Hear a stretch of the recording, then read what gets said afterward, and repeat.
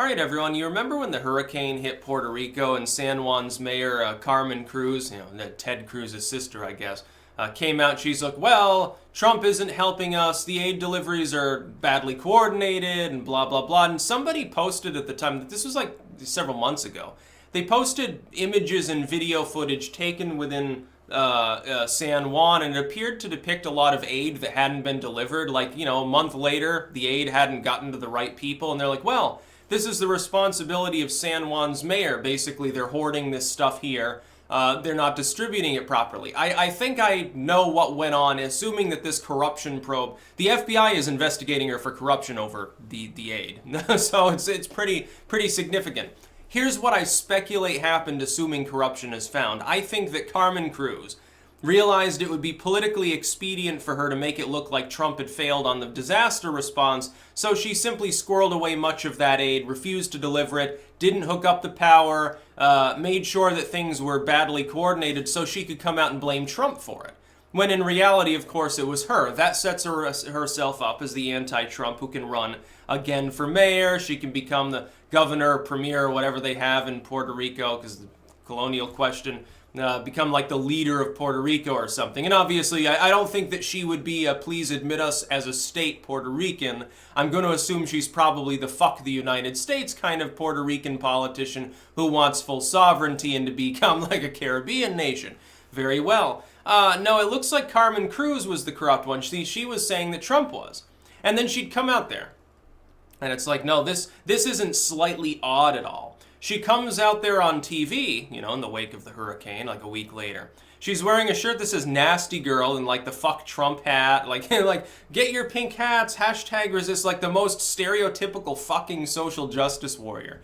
And she does it, nobody finds it odd that the politician, an elected official, mayor of a large city, decently powerful individual within Puerto Rico would act in such a manner.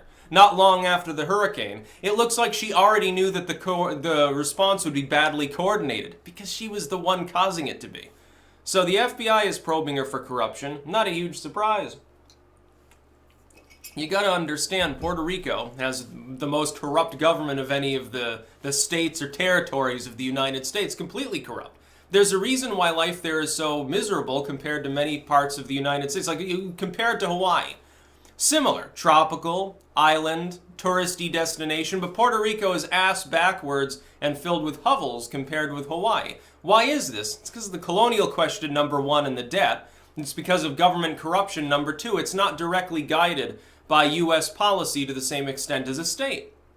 I pointed out when Puerto Rico had its last referendum, I think like 2 years ago, which, by the way, if they ever pass a referendum, something binding saying admit us as a state, we need to admit them as a state. It would give a boost to this country and it would pay huge dividends. Fuck the debt.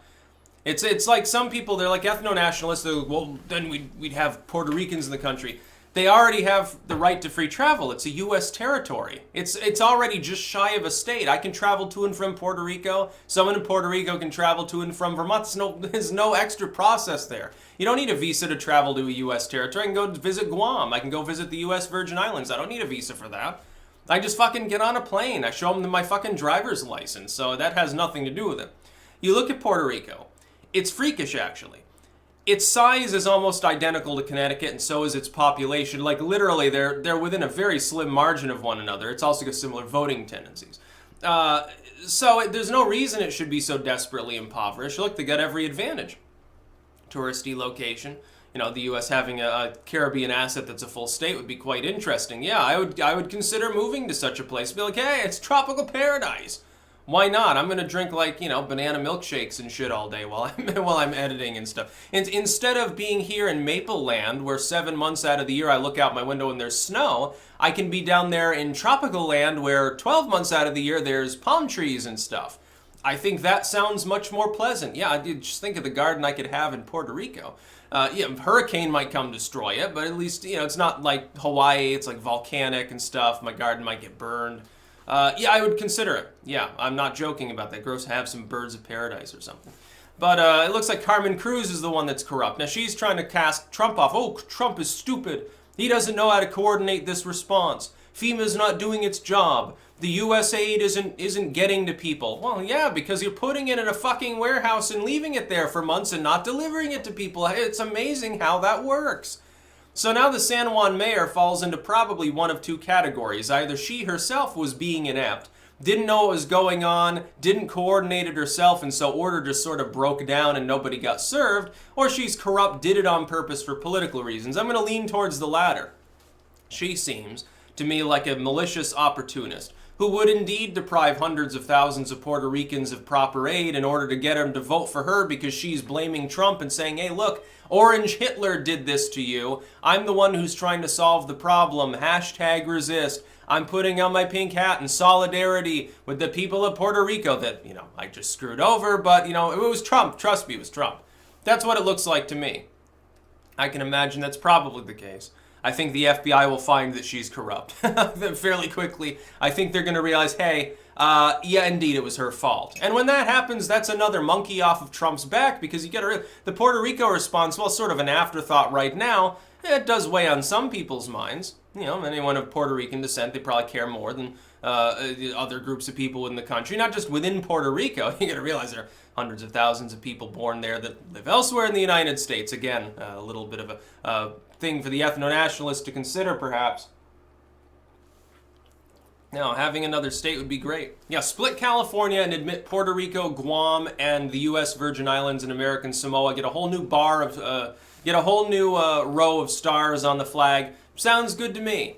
That sounds like a morale booster. We haven't admitted a state in a while. It's time to consider some more expansionism. Why don't we use U.S. diplomacy to try to convince other countries to petition to become states?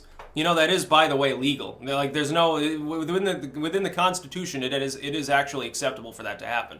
It's possible to do. Like if the people of the Philippines, they said, oh, we want to be a state. Yeah, they could petition to be admitted as a U.S. territory. And then we could figure out a state situation. Probably in that case, it'd be like multiple states. Japan, why not?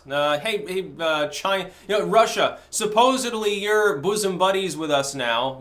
Supposedly Putin and Trump are like lovers or something. Why doesn't Russia just become part of the U.S.? The Cold War is over now. Now we have all the nukes. Nothing could stop us now. That'd be very funny.